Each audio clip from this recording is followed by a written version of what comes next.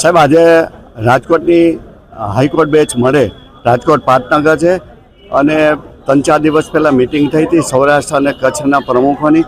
ત્યારે નક્કી કર્યું હતું કે જેટલા પણ બાર છે એ બાર એસોસિએશન પોતપોતાની રીતે હાઈકોર્ટ બેચ માટે આવેદનપત્ર આપે અને આપણી જે રજૂઆત છે એ રજૂઆત સરકાર સુધી મોકલે અને આવેદનપત્ર સાથે અમારી પ્રપોઝલ છે એ પ્રપોઝલ પણ હાઈકોર્ટ બેચ અને માટેની થઈ અને સરકારને મોકલે.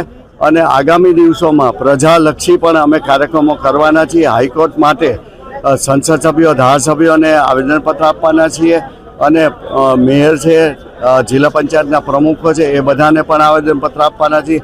અને જેટલી સંસ્થાઓ છે, કારણ કે આ પ્રજાલક્ષી ફાયદો છે, ખાલી માત્ર વકીલોને ફાયદો નથી, એટલે પ્રજાલક્ષીને પણ અમે જોડવાના છીએ. પ્રજા પણ સાથે સાથે આંદોલનમાં જોડાય.